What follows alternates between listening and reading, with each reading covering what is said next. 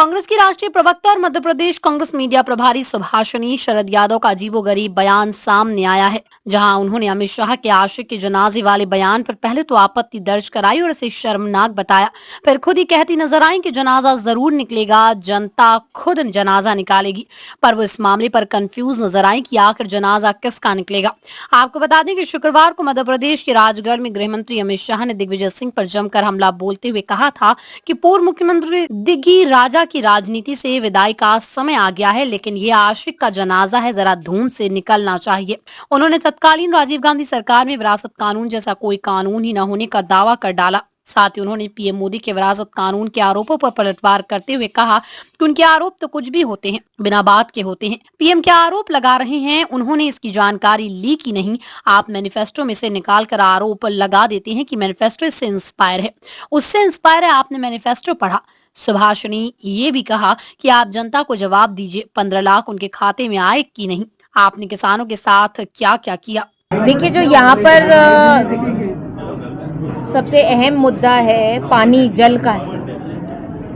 हम चाहेंगे कि चंबल का पानी ग्वालियर तक पहुँचे, क्योंकि जल है तो जीवन है। और ये इलाका बहुत ही समय से, चंबल का इलाका सूखा और इन चीज़ों से प्रभावित रहा है। तो उनमें से एक अहम मुद्दा यही रहेगा कि चंबल का पानी ग्वालियर तक पहुँचे, क्योंकि विधानसभा चुनाव में भी मैंने देखा था कि बीजेपी ने ये वादा किया था लेकिन पूरा नहीं किया। तो हम ये पूरा करने का काम करेंगे। मैडम, ये जैसे मैंने आपसे बात की थी कि ये बड़े बड़े चेहरे कांग्रेस का घर छोड़ के जा रहे हैं, जैसे संजय निरुपम, विजय सिंह, तो मैंने इनकी क्षतिपूर्ति कैसे होगी काम? देखिए, बहुत चेहरे कांग्रेस से बीजेपी से कांग्रेस में भी आए हैं, बीजेपी से कांग्रेस में भी आए हैं। हमने उनका स्वागत किया है। और जो लोग जा रहे हैं, देखिए वो एक अच्छे, मेरे को लगता है कुछ अच्छे के लिए ही हो रहा होगा। हमारी पार्टी में सिर्फ वही लोग रह जाएंगे जो सीधा जनता के लिए काम करना चाहते हो, सच्ची निष्ठा से काम करना चाहते हो, जिनको हमारे पार्टी द्वारा दिए गई जो 5 न्याय की गारंटीज है, हो सकता है उनसे उनको ये आपत्ति रही हो, इसीलिए वो लोग हमसे छिटक के जा रहे हो। लेकिन अब हम लोगों ने निश्चय ले लिया है कि हम युवा, किसान, नौजवान, जवान, किसान, महिलाओं के लिए काम करने जा रहे हैं। और ये आप आने वाले समय में देखेंगे कि जिस मुद्दे पर हम लोग निकले हैं उसको हम सफल बना कर। एक पूछ लीजिए, कौन पूछ रहा है? आपके द्वारा जो टूटे हुए लोग हैं वो सब बीएसपी के टिकट पर पहुंच गए हैं, चाहे मुरैना की बात हो, भिंड की हो, ग्वालियर की हो। वो तो बीजेपी के भी गए हैं, वो तो बीजेपी के भी गए हैं। कोई त्रिकोणीय मुकाबला, ये सब चीज़ें देखिए हम लोग ऐसा अपने दिमाग से सोचते हैं, पर ये जनता है, जनता तय करती है। जनता का मुकाबला सीधा होता है और जनता ही बैठाने वाली होती है, जनता ही उठाने वाली होती है, और इस बार जनता ही जवाब देगी। मैडम, एक सवाल है, क्या ग्वालियर चंबल अंचल को कांग्रेस ने केवल प्रवक्ताओं के सहारे छोड़ दिया है? क्योंकि बड़े नेता एक तो लेट टिकट बहुत लेट हुए कांग्रेस के ग्वालियर चंबल में, उसके बाद भी कोई बड़े नेता अभी तक ग्वालियर में नहीं आए हैं। संभागीय मुख्यालय बावजूद इसके राहुल गांधी, प्रियंका गांधी मुरैना में ग्वालियर नहीं आ रहे हैं। मैंने फिर अब वही बात कही कि हर एक जिला तो कवर नहीं हो सकता है ना। वो आ रहे हैं, आप उनका स्वागत कीजिए, उनकी बात सुनिए। वो जहाँ जाएंगे, हमारे नेता ने 3000 किलोमीटर, मतलब टोटल 6000 किलोमीटर से ज़्यादा की यात्रा कवर की है। वो भी एक बहुत बड़ी बात होती है। उसमें भी वो पूरे देश में घूमने का, ग्वालियर भी आपने देखा होगा होकर गए थे। वो तो एक ज़रूरी नहीं होता कि चुनाव के समय ही आया जाए।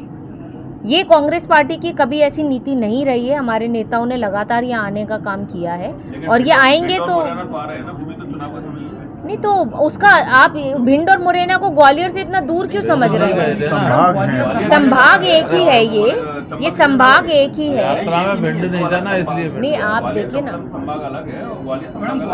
तो मैं आपकी बात समझ रही हूँ सर, पर अब जो प्रोग्राम निकल गया है वो आ रहे हैं भिंड में, और वहीं से चंबल से हमेशा देश में एक बड़ा संदेश, ये वीर भूमियों की रही है भूमि, यहाँ से स्वतंत्रता संग्राम भी छेड़ा गया था। तो इसमें कोई एक जिला नहीं पकड़ना पड़ेगा, ये पूरी भूमि से ही आने वाला चुनाव लड़ा जाएगा। तमाम सारे राष्ट्रीय नेता भी यहाँ पर आ रहे हैं, प्रादेशिक नेता तो है यहाँ पर, लेकिन बड़े बड़े नेताओं को यहाँ पर लगातार दौरा हो रहा है। अरे भैया, आप सिंधिया जी से पूछिए ना कि वो क्यों भाग गए यहाँ से, वो क्यों भगे थे तब और अब भी क्यों भाग गए, उनसे पूछिए ना। हमारे नेता तो आने का काम कर रहे हैं, आप खुले मन से उनका स्वागत कीजिए।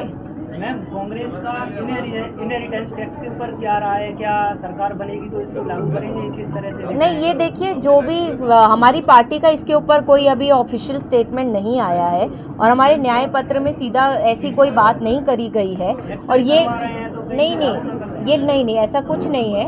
जो चीज़ें नहीं, जो भी किसी का व्यक्तिगत स्टेटमेंट रहा हो उसको आप पार्टी के स्टेटमेंट से नहीं जोड़ सकते हैं। और ये जो चीज़ें बनाई जा रही, मैं फिर कह रही हूँ, भटकाने के लिए और झूठ फैलाने का काम कर रहे हैं। न्याय पत्र में जो बातें लिखी हुई उसको मोड़ तड़ोड़ के जनता के बीच में ले जाने का काम कर रहे हैं। ये हम लोगों की जिम्मेदारी बनती है कि हम अपने न्याय पत्र को सही तरीके से लोगों के बीच में जाने का काम करें। अपने भाषणों में ये भी कहते फिर रहे हैं कि है ना कि आपकी जो जमीन है वो नाम करा ली जाएगी कांग्रेस द्वारा, अगर कांग्रेस सरकार बनती है। इस पर क्या कहना है आपका? ऐसा नहीं होता। ऐसा पहले हुआ है। जवाहरलाल नेहरू जी जब देश के प्रधानमंत्री बने थे, कितने करोड़ का कर्ज था? करोड़ों का, लगभग 500 करोड़ का कर्ज था हमारे देश पे। उस हालात में वो देश के प्रधानमंत्री बने थे। और इंदिरा गांधी जी ने अपना सोना गिरवी रख के देश में युद्ध में जाने का काम किया था। तो आप ऐसे पार्टी जो रही है जिन्होंने देश को सिर्फ देने का काम किया, आप कैसे सोच सकते हैं कि वो ले भी सकती है किसी से? अमित शाह जी गुना आए थे तो उन्होंने बहुत ही आपत्ति, हाँ, वो बहुत ही दुर्भाग्यपूर्ण था। इस तरीके की भाषा शैली गृह मंत्री से हम नहीं उम्मीद करते हैं। और जिस जनाजे का जिस तरीके लहजे से उन्होंने इस्तेमाल किया गया था वो बहुत गलत था। जनाजा निकलेगा, पर ये ज़रूरी नहीं है कि जो उन्होंने कहा है वैसा निकले। जनता जनाजा निकालने का काम करेगी और 4 जून में हम परिणाम में वो देखेंगे।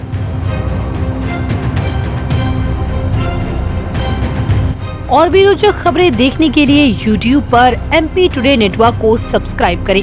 खबर को लाइक करें और बेल आइकन दबाना ना भूलें, जिससे आपको रोज नई खबरें देखने को मिलेंगी।